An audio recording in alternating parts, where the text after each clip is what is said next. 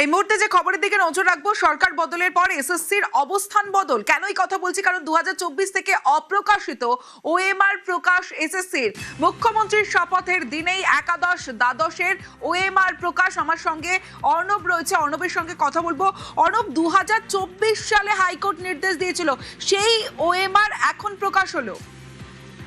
দেখো, একেবারে 2024 সালের এপ্রিল মাসে বিচারপতি দেবাংশু বসাকের ডিভিশন বেঞ্চ রায় ঘোষণা করে এবং সেখানে এই এসএসসি 26,000 চাকরি বাতিল করার পাশাপাশি 2016 সালের 4টে ক্যাটাগরিতে যে পরীক্ষা হয়েছিল, অর্থাৎ নবম, দশম, একাদশ, দ্বাদশ, গ্রুপ সি, গ্রুপ ডি, সমস্ত ওএমআর সেগুলি প্রকাশ করার তিনি নির্দেশ দেয়, অর্থাৎ কলকাতাকে নির্দেশ দেয়, রায় ঘোষণা করে।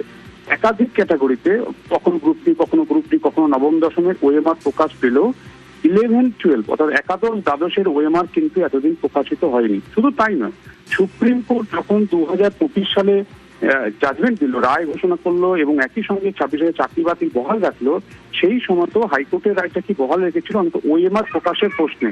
এবং সেই ওএমআর যে প্রকাশ হয়েছিল, সেই ওএমআর প্রকাশ পাবলিক ডোমেনে করার কথা থাকলেও আজ পর্যন্ত 11-12 ক্ষেত্রে, গতকাল পর্যন্ত 11-12 সমস্ত পরীক্ষার্থী ওএমআর প্রকাশ করেনি স্কুল সার্ভিস কমিশন। শুধু তাই না, এর মধ্যে কি হয়েছে, সুপ্রিম কোর্টে কন্টেম্প্ট মামলা হয়েছে, অর্থাৎ সুপ্রিম কোর্টের রায় মানেনি এসএসসি। এই মর্মে রাজ্য সরকার, তৎকালীন রাজ্য সরকার এবং একই সঙ্গে এসএসসির বিরুদ্ধে আদালত অবমাননার মামলা হয়, সুপ্রিম কোর্টের আদালত অবমাননার মামলা হয়। তারপরেও কিন্তু ওএমআর প্রকাশ হয়নি এই 2026 সালের 8ই মে পর্যন্ত।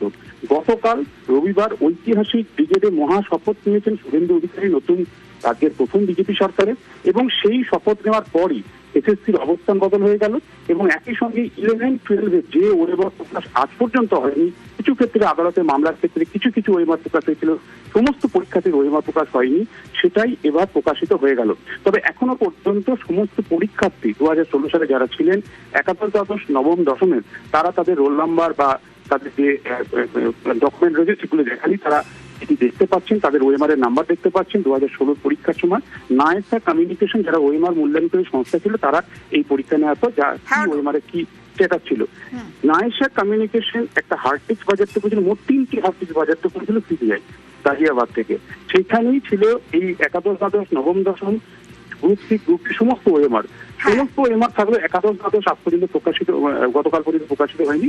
নতুন সরকারের শপথ এবং এসএসসি অবস্থান বদল করে সেটাও প্রকাশিত করে দিল এবং খুব শীঘ্রই কাল বা পরশুর মধ্যে সুপ্রিম কোর্টে আবার আদালত অবমাননার মামলাটিও ফের শুনানির জন্য আসবে। সেখানেও হয়তো এসএসসি এই নতুন অবস্থান তারা তুলে ধরবে বলে মনে করছে।